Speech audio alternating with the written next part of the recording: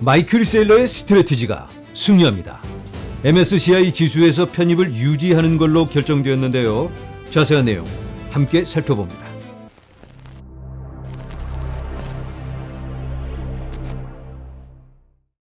안녕하세요. LA의 비투쇼입니다. 이번 영상에서는 지금 시장을 움직이고 있는, 긴장시키고 있는 중요한 내용을 함께 살펴보도록 하겠습니다. MSCI 지수에서 마이크로 스트래티지가 제외되느냐 마느냐, 여기에 대한 결정을 15일까지 하기로 되어 있었는데 어제 장 마감 후 바로 발표를 했습니다. 편입을 유지한다. 전략적 승리, 정확히는 스트래티지의 승리. MSCI 암호화폐 재무회사 지수 편입 유지. 굉장히 호재라고 볼 수 있겠죠. 그런데 자세한 내용을 함께 살펴볼 필요가 있습니다. 자, MSCI는 투자자들의 의견과 비영업 기업에 대한 추가 연구의 필요성을 이유로 디지털 자산 재무관리 회사를 글로벌 지수에서 계속 포함시킬 것이라고 발표했습니다. 여기에 대한 정확한 이해가 필요할 것 같습니다. 이게 바로 원문인데요. 제가 원문을 한글로 이렇게 정리를 해봤습니다. MSCI 제외 여부 발표. 디지털 자산 재무회사, 데트 기업이라고도 하죠. 기존 MSCI 지수에서 제외하는 제안을 이번 2026년 2월 지수 리뷰에서 시행하지 않기로 결정했다. 제외하지 않기로. 그런데 중요한 건 2월 지수 리뷰에서 2월 달에는 제외하지 않는 걸로. 그러면 그 다음은 그건 아직 미지수입니다. 그리고 비영업회사를 포함한 광범위한 검토를 위한 추가 의견 수렴을 계획 중. 그러니까 추가 정보가 더 필요하다? 이거 살짝 불편해지는 느낌이 들죠? 그냥 대호재인 줄 알았는데 살짝 그게 아닐 수도 있겠다. 일단은 이렇게 정리해 볼 수 있겠습니다. 스트래티지는 2월 MSCI 지수 리밸런싱에서는 제외되지 않지만 중장기적으로는 제외될 가능성이 열려 있는 상태다. 나중에 제외된다는 건 아니지만 아직도 가능성이 있기는 하다. 일단 결정을 미뤘다. 그리고 디지털 자산 재무회사 분류 미확정. 아직 어디에 이 친구들을 분류해야 될지 모르기 때문에 시간이 좀 더 필요하다. 추가 의견을 수렴해서 구체적인 결정을 하겠다라는 걸로 이해할 수 있겠습니다. 그리고 추가적으로 이런 계획을 내놓고 있습니다. 신규 발행 주식을 반영하여 지수 가중치를 더 이상 조정하지 않을 것. 이게 무슨 말이죠? 이 회사가 신규로 주식을 발행할 경우 더 사지는 않겠다.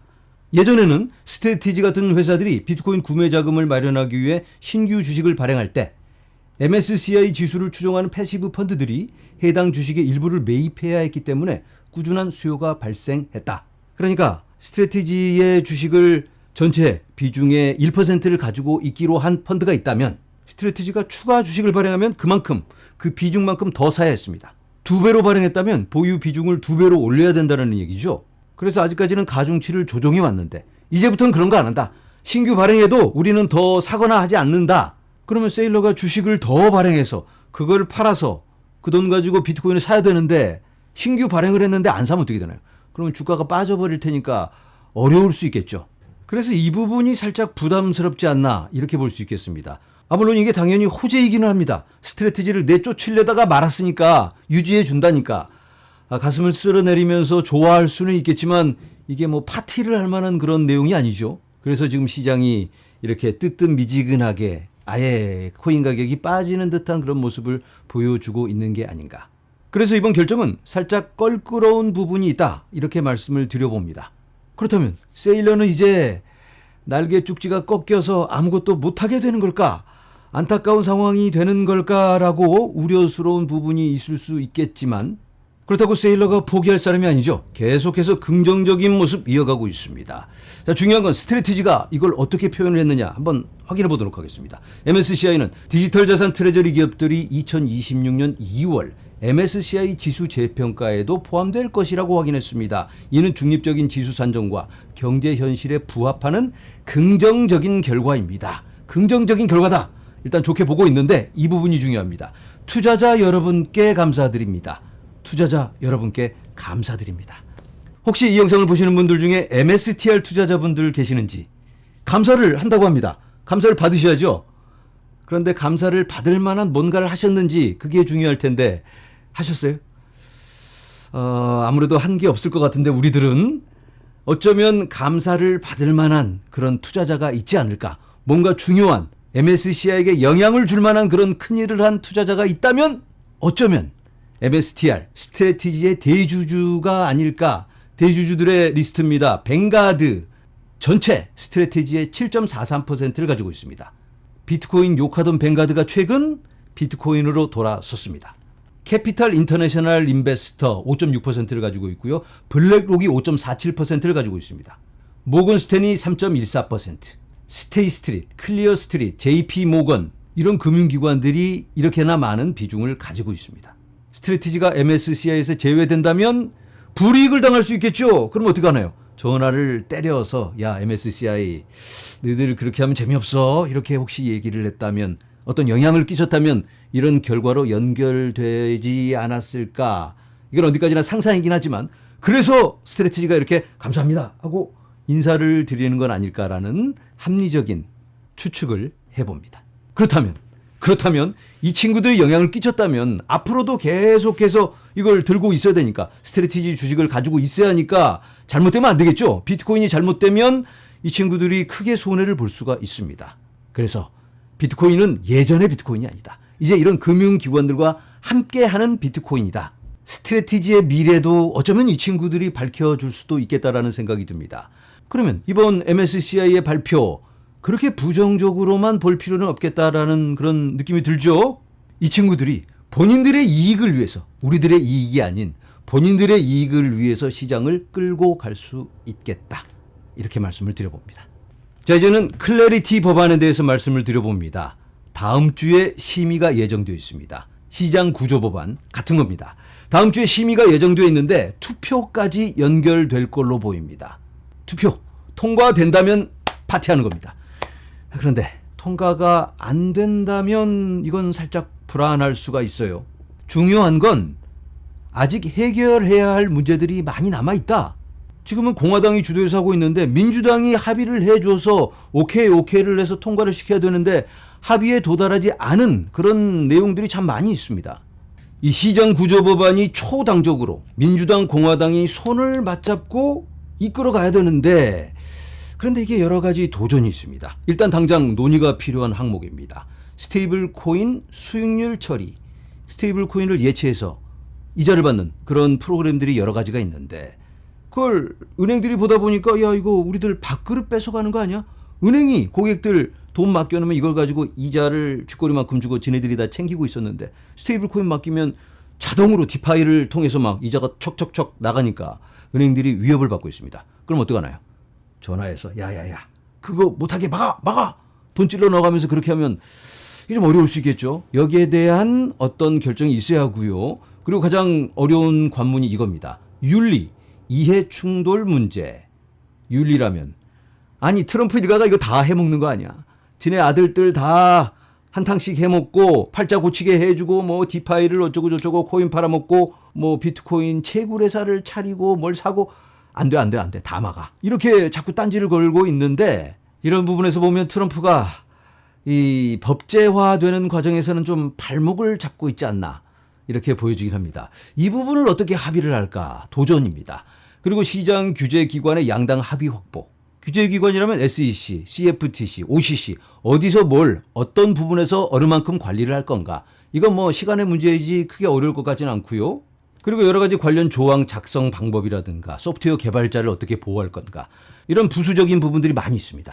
그런데 가장 중요한 게 이게 지금 자꾸 정치적으로 흘러가다 보니까 정치적으로 흘러가면 이 중간선거까지 앞에 놓고 있는 마당에 잘 이게 합의가 안 되면 물론 이제 아직까지는 이런 게 한 번에 통과된 적은 없습니다.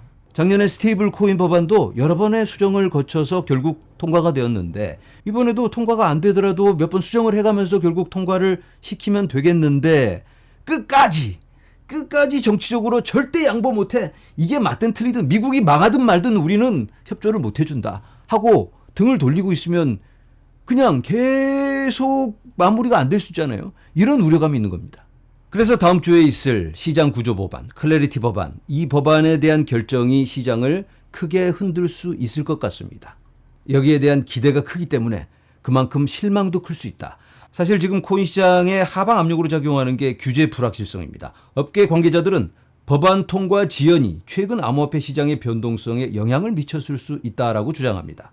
자, 다음 주에 이 법안이 단번에 통과되기는 좀 어려울 것 같아요. 그게 좀 더 현실적인 기대치겠죠. 중요한 건 심의 과정에서 발전적인 고민을 하고 있는가, 발전적인 방향으로 가려는 의지가 있는가가 매우 중요할 것 같습니다.